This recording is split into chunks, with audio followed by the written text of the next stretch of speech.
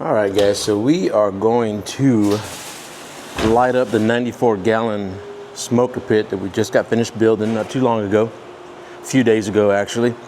And I'm gonna go ahead and show you guys how I cook my world famous barbecue ribs and my chicken.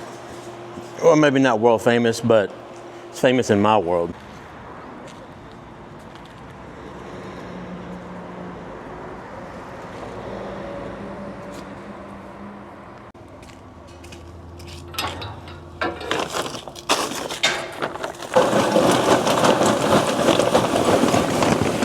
Of course, we switch off to firewood once we got our coal bed established.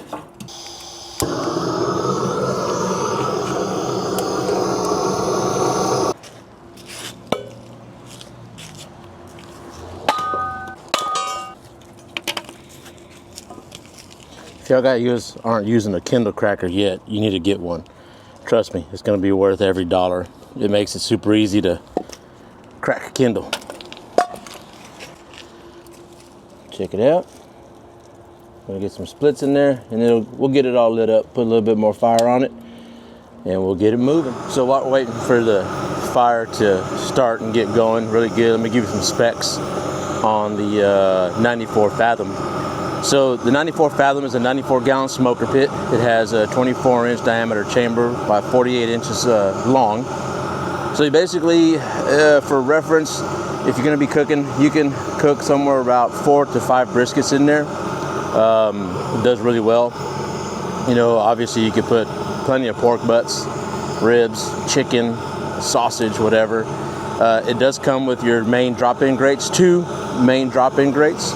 It's got stainless steel handles. It's got a tell-true thermometer that we put right center on the door. Nice, good, solid hardware on there. Your firebox is insulated, and we do use ceramic fiber insulation that's rated up to 2,300 degrees. So that's really what's gonna help hold those temps inside the firebox. It's gonna burn a lot less firewood, but it's gonna hold that temperature through and through. It's gonna rebound faster, so even when you open up the door and you close it to check on your protein, it's gonna hold those temps because, for one, the whole body of it's made from 1/4-inch construction, right, or from 1/4-inch thick steel. And then your firebox, right? So we're gonna get that good draw. It does come on some heavy-duty 8-inch caster wheels with some 2-inch square tubing frame on it. It does have a 5.5-inch smokestack. It's about 3 feet tall with your traditional paddle damper on top. So anyways, once we get this going, then we'll go inside and I will season my ribs and the chicken. I'm gonna show you just how I do it. I keep it super simple, but there is 2 main things that I use. There is a rub that I like, and then there is a sauce that I like to glaze it with. But once we get to that part, I'll show you then.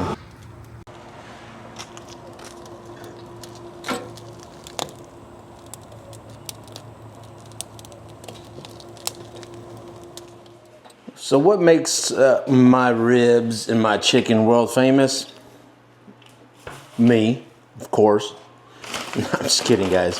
Anyways, look, man, I do like to use some basic seasonings. I found this at my local Ace Hardware here in Katy, Texas, which is where I live. And I had to replenish, actually. But, you know, I got this Chef Jay's Tiki Hawaiian style all-purpose rub. And I actually have used this the last few times on pretty much all my ribs and chicken, and it comes out super good. It's not super heavy on salt, so what I'm going to be doing is I'm actually going to combine it with this Alfragones Asado all-purpose. This is Argentinian salmuera, and this has got some salty flavor to it as well as spice. I'm just going to put a little bit of this on top once we get it going, right? And I'm not using this as the main rub, but I'm just using it as a supplement, right? Because this isn't too heavy in salt, and I want to get just a little bit of salty flavor into it. We do throw down the Blues Hog original barbecue sauce on it, and man, it really makes a difference. But what I learned from a good buddy of mine, Shay, is that, and this is really any seasoning that y'all guys use, but what I learned from my good buddy Shay is that he'll actually take some of this Blues Hog or whatever sauce, and he'll put a little bit more of that rub into it and mix it up, and then you coat your protein with it. Just kind of gives it like a little bite, if you will, you know, texture in the sauce itself, but it still helps to enhance the rub that you put on your protein. So that's what we're gonna do. I'm just gonna go ahead and open these ribs up and the chicken, and then I'm gonna coat them with that right there and get it all ready. And then we'll check the smoker pit, see where we're at temperature wise, and see if we need to feed a split or two, and then we'll go from there.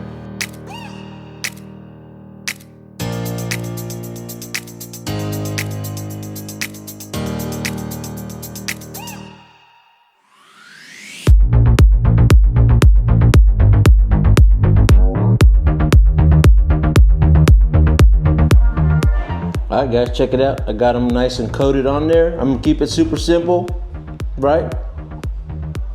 I got my chicken spatchcocked. I went ahead and cut the spine out. I don't know if y'all saw that in that time lapse, but I cut it out to lay it flat. That's gonna help that heat go around, you know, get that smoky flavor and that heat and cook this chicken at an appropriate speed.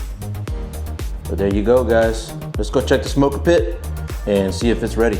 We're sitting at about 250 degrees right now. I think everything is up to temp. The cook chamber feels about where I want it to be, and I'm gonna cook at 250. So we're going to slowly feed whatever firewood we need, but it's holding temp really well. And let me actually show you the coal bed. I mean, it's super small.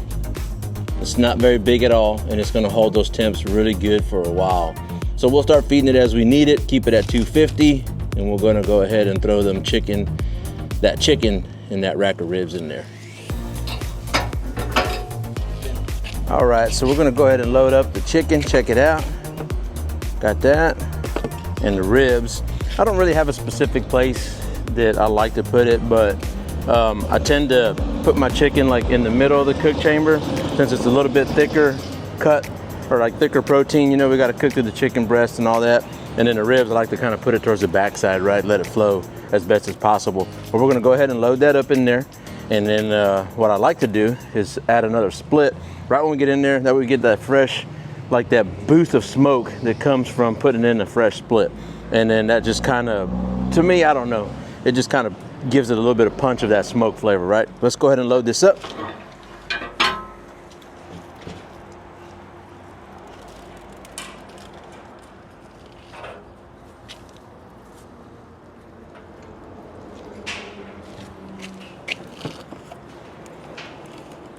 It's a great looking yard bird right there.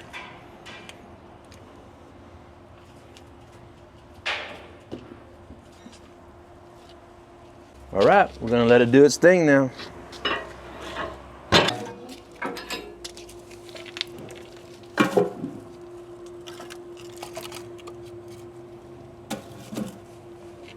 And I'm just like at about 240, I guess, give or take, about 240 degrees.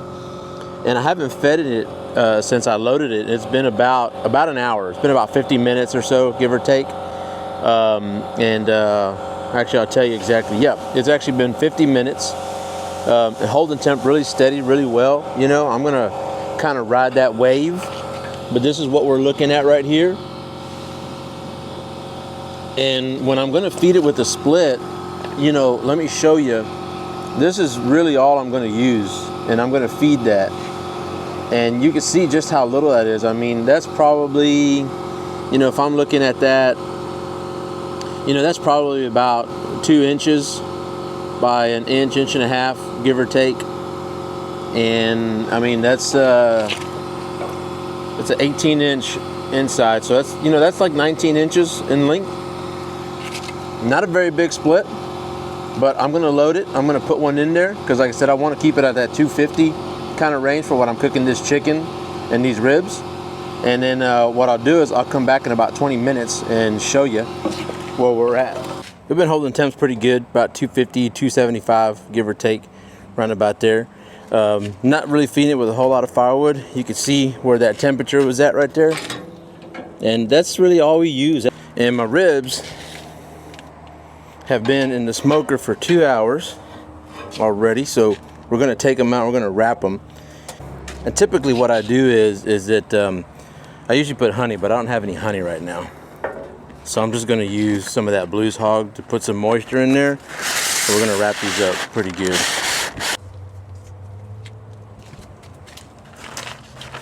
says. We're gonna put that blues hog on there, and that's, like I said, what I'm gonna use for basically just adding a little bit more moisture to it. Like I said, I've not been spraying this, you know, or anything like that, and so we're just going to put a little bit, and then we're gonna come back, and we're gonna let this do its thing for about 2 hours.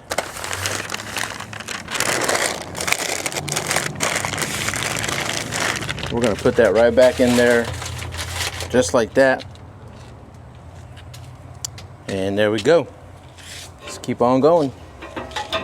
Usually what I like to do is I will smoke the ribs for 2 hours, just open the way it is with the rub on it. And then I'll wrap it in some pink butcher paper. Usually I put a little bit of honey. I don't have any this time, so I use that blues hog just to add a little bit more moisture while it's cooking in the paper and kind of let it render out. And then I'm gonna do that for 2 hours, and then I'm gonna take them out and we're gonna do it for 1 more hour. So pretty much the ribs are almost ready.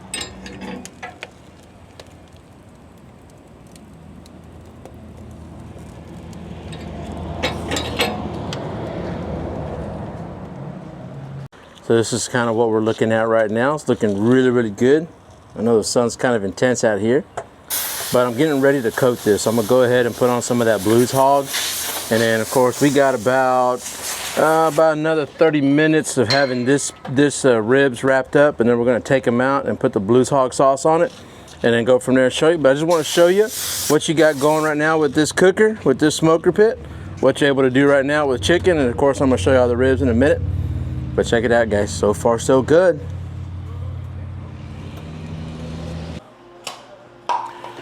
Okay guys, y'all remember when I was telling y'all earlier that we're gonna glaze the ribs and the chicken? And what I like to do is I take the rub, I put a little bit of rub inside of a cup, and I'll take the blues hog and I'll mix it. And effectively what I'm doing is I'm just creating a little more texture on my protein. I kind of like the way it is, you know, it adds a little bit more of that rub flavor into my sauce. But this is what we're gonna do, all right? So I'm just gonna put a little bit in here, and I'll grab a spoon in a minute. I'm just gonna put a little bit. It's not a whole bunch, you know, just enough to create just a little bit of texture. And then we put some of this blues hog. I'm just using the Blue Hog's original, okay? And then we're just going to pour it in there like so. Maybe like half of this little bitty cup. That's it. That's all we need. And I'm just making the sauce a little more grainy, I guess, if you will, right? I'm just gonna mix up that rub in there, you know? I don't know if you can see. You see the seasoning in there? Looking pretty good, right? We're gonna go ahead and get this off. So basically the method that I use when I'm doing my ribs, I just do like 2 hours open smoked, 2 hours wrapped, and then 1 hour smoked, basically putting on the glaze at the end. But now we're going to coat it really well. We're going to make sure that we get all the sides and not just when we poured it into the paper, right? Is that this glaze is going to pick up some of that nice smoky flavor from the firewood. I'm going to get it nice and coated on there. So yeah, that's looking really good. I'm liking the way that's looking. So let's go ahead and put it on our chicken. Let's baste that thing up. Now when you're doing this, be careful to not rub off your existing rub, you know. So just kind of pat it on there, right? Just pat it on there. Nice and easy. It's gonna find its way where it needs to go. We're gonna make it really saucy. That's how we like it. And you can do it any way you want, guys, okay? I'm not following any type of recipe or anything like that, or I'm not trying to do competition chicken. I'm just trying to make a really nice, delicious chicken right here on this 94-gallon smoker pit.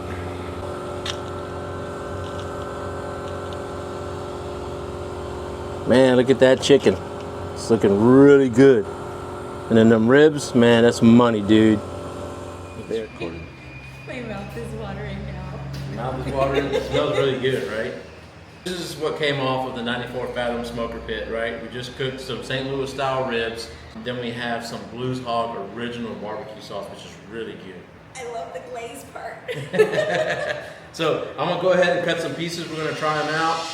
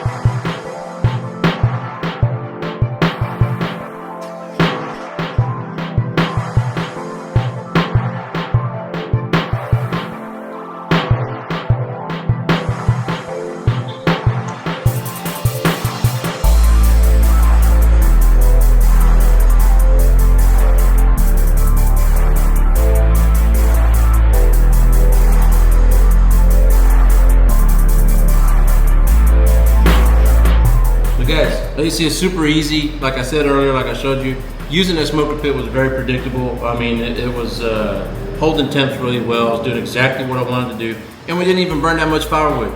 I mean, literally, I think I used like 6 splits so that we chopped in half. So that gave us 12 small little splits. And this is what we were able to get out of it. I mean, again, look at this rib right here. It's looking really good. Get this little piece right here. Let's see what we got going on.